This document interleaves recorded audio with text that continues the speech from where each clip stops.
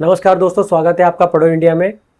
आज जिस टॉपिक के बारे में हम बात करेंगे वो है rectification of errors. Rectification of errors, ठीक है। रेक्टिफिकेशन शब्द का मतलब होता है गलती सुधारना। गलती सुधारना, कौन सी गलती सुधारना? देखो, एरर मतलब तो हो गया ना गलती, और सुधारना हो गया रेक्टिफिकेशन। अभी तक हमने क्या सीखा है? हमने अकाउंटिंग पढ़ते पढ़ते जो सबसे पिलर है हमारी अकाउंटिंग का वो क्या था? जर्नल एंट्रीज थी, है ना। और जर्नल एंट्रीज में हम क्या कर रहे थे? Some account is debited to some account credited, यही करते आ रहे थे अभी तक, ठीक है। जर्नल करते हैं, फिर लेजर करते हैं, फिर ट्रायल बैलेंस तक हम सीख चुके हैं। जर्नल एंट्रीज जो होती हैं उसी से आपका ट्रायल बैलेंस बनेगा, क्योंकि वहीं पे आपका बेस है, ठीक है। गलतियों से हमारा मतलब यहाँ पे ये है कि कोई जर्नल एंट्री यदि हम कर रहे हैं, उस जर्नल एंट्री लेवल पे अगर कोई मिस्टेक हो गई तो लेजर पोस्टिंग गलत हो गई, लेजर पोस्टिंग गलत हो गई तो ट्रायल बैलेंस भी गलत हो गया, राइट। तो जर्नल एंट्री लेवल पे यदि कोई मिस्टेक हुई है तो उसका इम्पैक्ट ट्रायल बैलेंस लेवल तक दिखता है। ये तो हो गई एक बात। गलती से हमारा मतलब ये है, कहीं ऐसा तो नहीं है कि हमें यहाँ पे करना था ए का अकाउंट डेबिट लेकिन हमने कर दिया बी का अकाउंट। हमें ए का करना था लेकिन गलती से हमने बी का कर दिया। ऐसे ही यहाँ पे हो सकता है सी की जगह डी को कर दिया हो, ऐसी गलती हो सकती है, मतलब गलत अकाउंट को हमने डेबिट या क्रेडिट कर दिया। या हो सकता है कि जो ये अमाउंट है यहाँ पे 100 रुपये लिखना था लेकिन लिख दिया हमने 10,000, है ना। कहने का मतलब ये है कि जब गलती होती है, जो एरर होती है, उसको कैसे ठीक किया जाए, बेसिकली ये पूरा का पूरा चैप्टर इससे डील करता है, ठीक है। अब इसी से संबंधित जो गलत, मतलब आपको थोड़ा आइडिया मिल गया होगा ना कि जब लेजर का नाम अगर गलत हो जाए या अमाउंट गलत हो जाए तो उसका क्या इम्पैक्ट पड़ सकता है। इम्पैक्ट भी हमने देख लिया, क्योंकि लेजर में गलत जाएगा फिर वो, और फाइनली ट्रायल बैलेंस में गलत जाएगा, और अगर ट्रायल बैलेंस गलत बन गया तो फाइनल अकाउंट भी गलत ही बनेंगे, ठीक है। तो द थिंग इज कि हमें ये समझना है गलती किस लेवल पे और किस प्रकार की हो सकती है। अब यहाँ पे जो रेक्टिफिकेशन ऑफ एरर वर्ड है, ये आपको समझ में आया होगा कि एरर किस प्रकार की है और उसको सुधार कैसे करना। अभी एरर तो समझ में आ गया, हमें इनका सुधार कैसे करना है वही हम इस पूरे के पूरे चैप्टर में देखेंगे। लेकिन पहले हम ये देख लेते हैं कि जो एरर है या जो गलतियां हैं वो किस प्रकार की हो सकती है। तो एरर जो है उसको मोटे मोटे 4 तरीके से क्लासिफाई किया गया है: error of omission, error of commission, error of principle, compensating error. One by one हम इस वीडियो में ये समझ लेते हैं कि इनकी मीनिंग क्या है।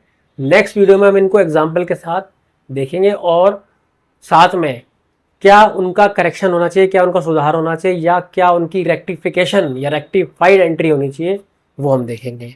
तो एरर ऑफ कमीशन क्या होता है, ओमिशन क्या होता है? ओमिशन का मतलब होता है, इस शब्द का मतलब ही होता है भूल जाना, ठीक है। बिजनेस में कोई ट्रांजैक्शन थी, उसको रिकॉर्ड करना ही भूल गए, ठीक है। एक A bought goods of ₹50,000 from B. B से गुड्स बॉट किए 50,000 के। इसकी एंट्री क्या होनी चाहिए थी? ए की बुक्स पे क्या करते हैं हम entry? Purchases debit to B. Credit पे अगर यदि लिया हुआ है, परचेज डेबिट टू बी करना था, और अगर पेमेंट कर दी होती परचेज टू कैश करा होता। अब ये जर्नल एंट्री करना ही भूल गए, और जब करना भूल गए तो परचेज का जो लेजर होगा, इसकी एंट्री क्या बननी थी? परचेज डेबिट टू बी, है ना। ये जर्नल एंट्री बनती है इसकी, लेकिन ये एंट्री करना ही भूल गए। तो इसका मतलब क्या हुआ? जो परचेज का लेजर बना होगा उसमें ये अमाउंट नहीं आएगा, बी का जो लेजर बना होगा उसमें ये अमाउंट भी नहीं आएगा। तो ये हो गई बेसिकली एरर ऑफ ओमिशन। वो रिकॉर्ड करना भूल गए और उस फाइनली क्या हुआ, लेजर में उसका इंपैक्ट नहीं किया, लेजर में नहीं किया तो ट्रायल बैलेंस में भी नहीं किया। तो this is called error of omission. Error of commission में क्या होता है? 50,000 मतलब ये आपने क्या किया, एरर ऑफ कमीशन में आपने एंट्री तो की है, ये भूले नहीं, लेकिन ये 50,000 की जगह 5,000 लिखा है। 50,000 की जगह सिर्फ 5,000 लिखा है, तो 45,000 रुपये से ये कम हो गया, 45,000 रुपये से ये भी कम रिकॉर्ड हुआ है, तो इसको बोलेंगे एरर ऑफ कमीशन, मतलब हमने उसके कम अमाउंट में कुछ गलती कर दी रिकॉर्ड करने में, तो वो हो गया error of commission. Error of principle basically होता है अकाउंटिंग पॉलिसी से रिलेटेड।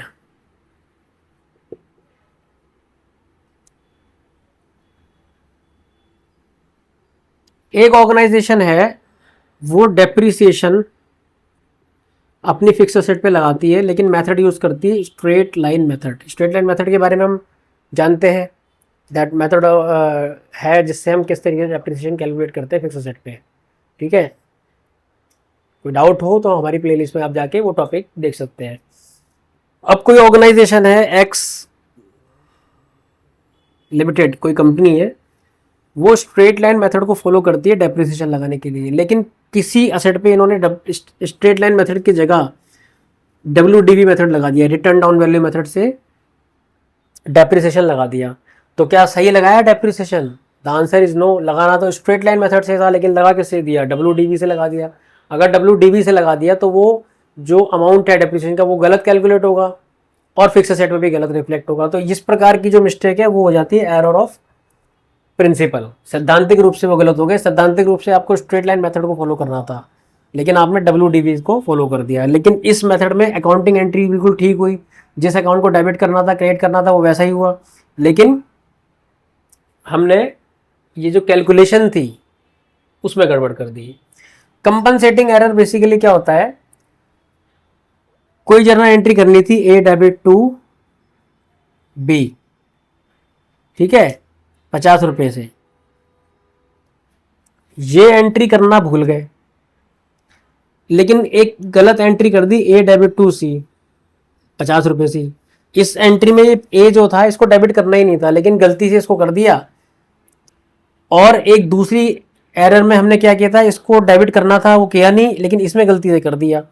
तो ओवरऑल तो A को 50 रुपये से डेबिट करना ही था, ठीक है, तो ओवरऑल तो हो गया, लेकिन प्रिंसिपली ये एंट्री गलत है।